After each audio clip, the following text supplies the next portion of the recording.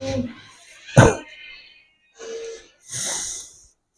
students, welcome to MGM Education. This is plus 2 education, CHSC education, plus 2 art second year. ପିଲାମାନେ ଗୋପବନ୍ଧୁ ଦାସ 1909 ମସିହାର ପୁରୀର ସାକ୍ଷୀଗୋପାଳ ଠାରେ ପ୍ରତିଷ୍ଠା କରିଥିଲେ। ବହୁତ ଦିନ ପର୍ଯ୍ୟନ୍ତ ଚାଲିଲା। 1921 1926 ପର୍ଯ୍ୟନ୍ତ ଆରାମସେ ଚାଲିଥିଲା।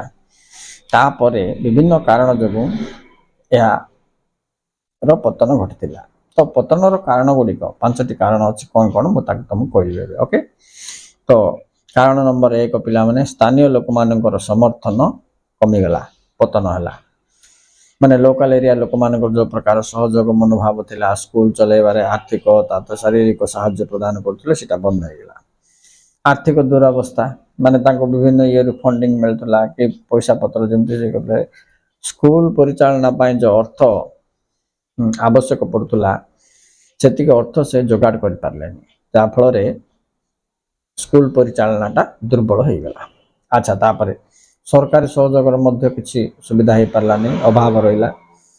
ସରକାର ସେ ସମୟରେ ତ ବ୍ରିଟିଶ ଗଭର୍ଣ୍ଣମେଣ୍ଟ ଥିଲା, ସ୍ୱାଧୀନତା ହେଇନଥିଲା, ତେଣୁ ସରକାର ସାହାଯ୍ୟତା ବିଲକୁଲ ଜିରୋ ଥିଲା ବୋଲି କହିଲେ ବି ଚଳିବ, ଯାହାଫଳରେ ଏହାର ପତନ ଘଟିଲା। ଆଚ୍ଛା, ତାପରେ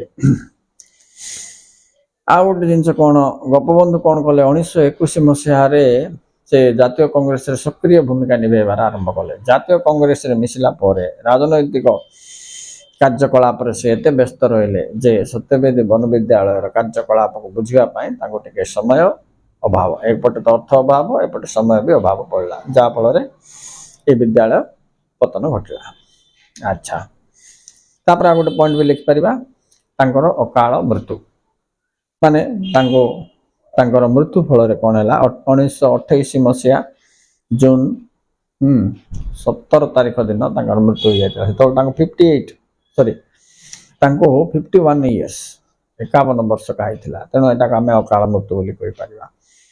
ଆଟଲିଷ୍ଟ ଆମେ ତ ଏକ୍ସପେକ୍ଟ କରୁଛେ 70 ବର୍ଷରେ ବଞ୍ଚିବା ଅଛି, କିନ୍ତୁ ଏ ବ୍ୟକ୍ତି ଜଣକ 51 ବର୍ଷରେ ମୃତ୍ୟୁବରଣ କରିଥିବାରୁ ତାଙ୍କର ମୃତ୍ୟୁ ପରେ ଏ ବିଦ୍ୟାଳୟର ଭିତ୍ତିଭୂମି ପୁରାପୁରି ବିଗିଡ଼ି ଯାଇଥିଲା, ଦୁର୍ବଳ ହେଇଗଲା, ପତନ ହେଇଗଲା।